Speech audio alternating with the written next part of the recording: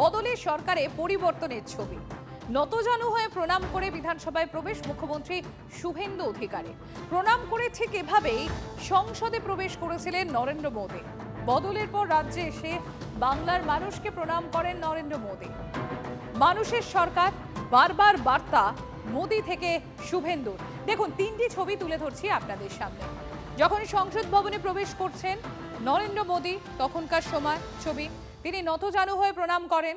তারপর যেদিন শপথ গ্রহণ অনুষ্ঠান এই বঙ্গে, অর্থাৎ বিজেপি সরকার প্রথম এই বঙ্গে এসে যে শপথ গ্রহণ অনুষ্ঠান হয় 9 মে রবীন্দ্র জয়ন্তীর দিন, সেদিন দেখুন ব্রিগেডের মঞ্চ থেকে নতজানু হয়ে বঙ্গবাসীর উদ্দেশ্যে প্রণাম নরেন্দ্র মোদীর।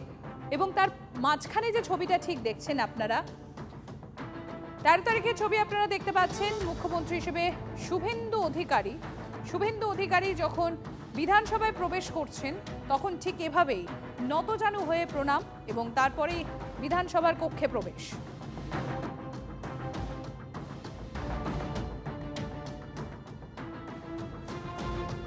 বিধানসভায় জনতার জন্য, জনতার দ্বারা জনতার সরকার দেখতে পাবেন। বিধানসভায় কোনো কিছু গোপন থাকবে না। বিধানসভার প্রতি দায়বদ্ধ থাকবে সরকার। বিধায়কদের শপথ গ্রহণের পর বললেন মুখ্যমন্ত্রী শুভেন্দু অধিকারী। এখানেই আইন তৈরি হবে, এখানেই বাজেট পেশ হবে এবং এই বিধানসভার প্রতি দায়বদ্ধতা সরকারের থাকবে। গণতন্ত্রের যে প্রথম তিনটি কথা, for the people, by the people, of the people, এটাই বিধানসভায় দেখতে পাবেন। এবং এই বিধানসভায় কোনো কিছু গোপনীয়তা থাকবে না। বিধানসভায় লাইভ সম্প্রচারের ইঙ্গিত দিয়েছেন মুখ্যমন্ত্রী শুভেন্দু অধিকারী যে কোনো কিছু গোপনীয়তা থাকবে না। এই বৃক্ষ তোমার নাম কি, ফলেনি পরিচয়। ভালো ভালো। লাইভ সম্প্রচার হলে তো খুবই ভালো। তার কারণ লাইভ হলে একটা বক্তব্যের মান বা আচরণগত ব্যাপার অনেক চেঞ্জ হয়ে যাবে। তুমি দেখবে যেখানে লাইভ স্ট্রিমিং হয় সেখানে যেহেতু মানুষ ডাইরেক্ট দেখতে পারে, সেহেতু আমার নিজের ব্যক্তিগত একজন, এটা আমার পার্টির মতামত নয়, আমার ব্যক্তিগত মতামত, লাইভ দেখালে বিধায়কেরা খুব সংযত আছে। খুব ভালো হবে। আমরা অন্যান্য স্টেটের দেখেছি বা ভারতবর্ষের লোকসভাতেও তো সম্প্রচারণ হয়। তো যদি বিধানসভায় যারা যা বক্তব্য রাখবে সেটা যদি সম্প্রচারণ হয়, খারাপ কি? ভালোই হবে। বিধানসভায় নবনির্বাচিত বিধায়কদের শপথ গ্রহণ। প্রোটেম স্পিকার তাপস রায়ের কাছে প্রথমে শপথ নেন মুখ্যমন্ত্রী শুভেন্দু অধিকারী। এরপর একে একে শপথ নেন 5 মন্ত্রী। সাঁওতালি ভাষায় শপথ নিলেন ক্ষুদিরাম টুডু।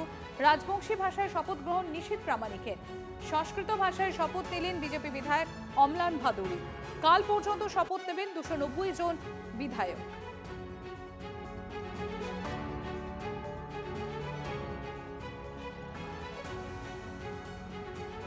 সদস্য নির্বাচিত হইয়া ভাই, পঞ্চায়েত ব্যাপার, নামোন্নয়নের ব্যাপারটা আজকে খোঁজ করে নিলাম, জানার চেষ্টা করলাম।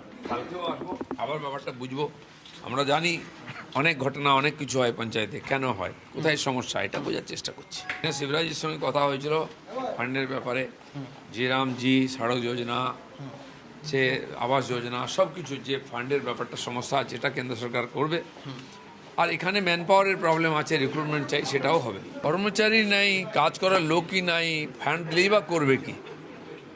একজন অফিসার 4-4টা পঞ্চায়েত সামলাচ্ছে, তারা কখন প্রজেক্ট করবে, কখন ইমপ্লিমেন্ট করবে? আমিও দেখেছি এমপি এমএলএ থাকাকালীন সেই ফান্ড এসে পড়ে আছে, সেটা এক্সিকিউট করার লোকই নেই, প্ল্যানিং হচ্ছে না, টেন্ডার হচ্ছে না। তার কারণ এখানে লোক রিক্রুটমেন্ট হয়নি বহু বছর। যতটা সম্ভব বিধানসভার কাজকর্মগুলোকে মানে পরিচালনা ঠিকঠাকভাবে যাতে হয়, সুষ্ঠুভাবে। আগে তো সব কোনোরকমভাবেই অর্ধেক সেশন হবে না, কোনো কিছু ঠিক নেই আর কি। তো যা কমপ্লাই করাই হতো না কিছু, যে কতদিন সেশন যাবে। আইনের মতো থাকতো, ওনাদের সব নিজেদের পকেটে থাকতো আইনের কাগজগুলো। সেভাবে তো হবে না, সব কিছু প্রকাশিত হবে মানুষের কাছে বেরোবে যে আজকে এই কাজ হলো, কালকে ওই কাজ হবে। Everything will be transparent. পদ্মে গন্ধ ভরে গেছে। বাংলার জনতা জনার্দনকে আমি ভক্তিপূর্ণ প্রণাম জানাই। তারা যেই বুঝতে পেরেছে, বিশেষ করে বুঝেছিল আগেও, কিন্তু তাদের ভোট দিতে দেওয়া হয়নি বলেই, তাদের ভোট দিতে দেওয়া হতো না বলেই কিন্তু এই ঘটনাটা ঘটেছিল। এবার তারা সবাই আনন্দে ভোট দিয়েছে।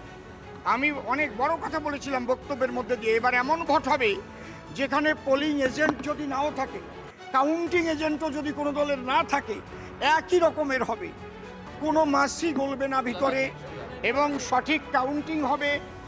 আমি এই কথাটা বলেছিলাম, সবাই আমাকে পাগল ভাবতো, এরকম হয় নাকি কখনো, কিন্তু সেই রকমই হবে।